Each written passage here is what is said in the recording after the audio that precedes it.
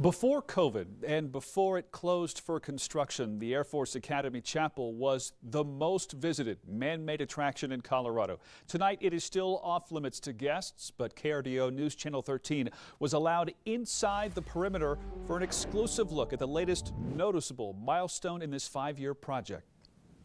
Looking at it from the outside, it's hard to believe that the problems here began almost as soon as the doors opened nearly 50 years ago. The building has leaked ever since it was opened up in 1962. Air Force Academy architect Dwayne Boyle says over time those leaks have damaged the pews, the floors, even the famous pipe organ. Many of the pipes in the organ no longer worked.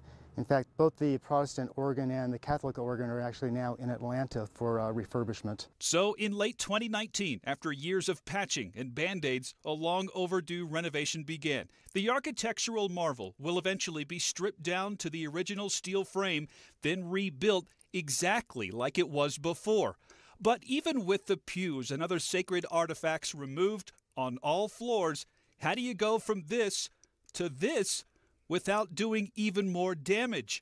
The answer is this, what they're calling a cocoon, a concept suggested by the contractor. It was a really good idea by J.E. Dunn to be able to enclose the building so that in the bad weather that we get here at the Academy, the winds, the cold weather, the rains in the summer, they can work on the building 24/7 if they want to. The final sections on the east side are going up this week. Driving down I-25, it probably looks like the chapel is now covered in solid white panels. They're actually not panels, it's a fabric stretched really, really tightly.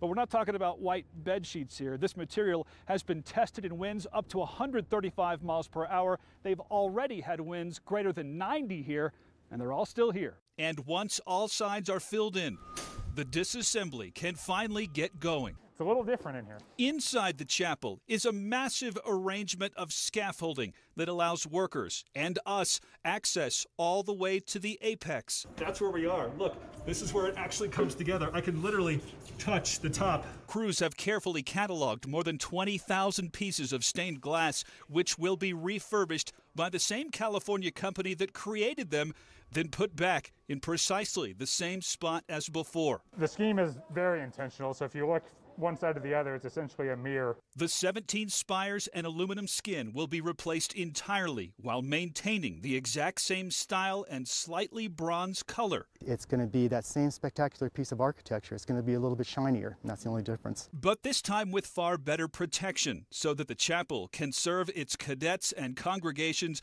for at least another 50 years to come. The latest estimated date for reopening is March of 2024, in time for that year's graduation, hopefully. The cost of the project, $158 million, entirely paid for by federal funding, no private donations. It'll be fun to see it when it's all finished.